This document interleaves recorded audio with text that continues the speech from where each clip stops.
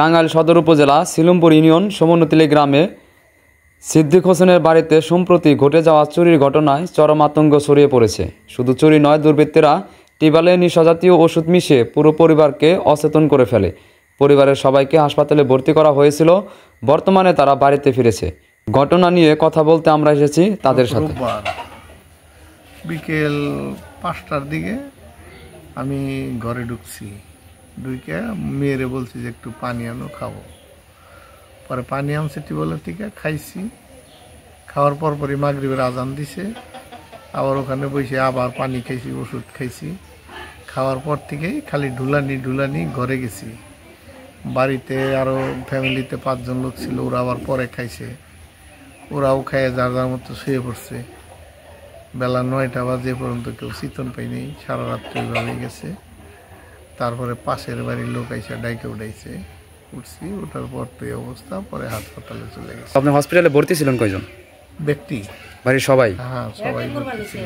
জিনিসপাতির কোনো ক্ষয়ক্ষতি হয়েছে কিনা? জিনিসের কোনো ক্ষতি হয় নাই। আমার ধারণা যে আমার নিজেরই ক্ষতি করার জন্য এই কাজটা মনে হয়। আপনি কি কোনো মানুষকে সন্দেহ করতেছেন কিনা? এখনো সন্দেহ করি না, তবে আমার বিশ্বাস যে হয়তো এই ধরনের কিছু হয়েছে। তা নইলে জিনিসপাতি নিতে পারত। আমার যে গেটে যে তালা ছিল, ওই তালাটা ভাঙা একটা ব্যাপার ছিল না। অলরেডি আমার আলমারি খোলা ছিল ওই দিন ভুলে, তাও কোনো কিছু হয়নি। গাড়িটারি আমার এই যেখানে রয়েছে সব, কোনো কিছুই হয়নি।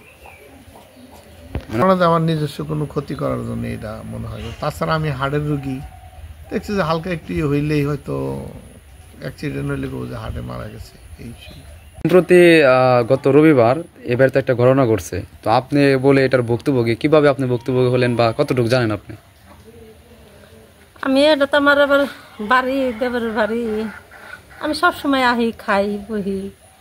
তো আমি আসছি, বাড়িতে ওখানে খাই নিয়ে আইসি। নিয়ে আমার দেবের আবার ভাত খাবার, বুবু ভাত বাইরে নিছে। মেয়ে আবার তরকারি চড়াইতেছে। তো কলসিতে কোনো পানি আবার যায়নি। আমার আবার পরান অস্থির করতেছে, যায়নি। আমি আবার 1 গ্লাস পানি খাইছি। পানি খাওয়ার পরে আমি কইছি যে পানিগুলো এবার নাকি গরমকে পানি কিভাবে পানি আনস তোরা, এই কইলাম দেখে মেয়ে আবার ফেরা পানি ফালে দিয়ে ফেরা আবার আর 1 কলসি আনলো।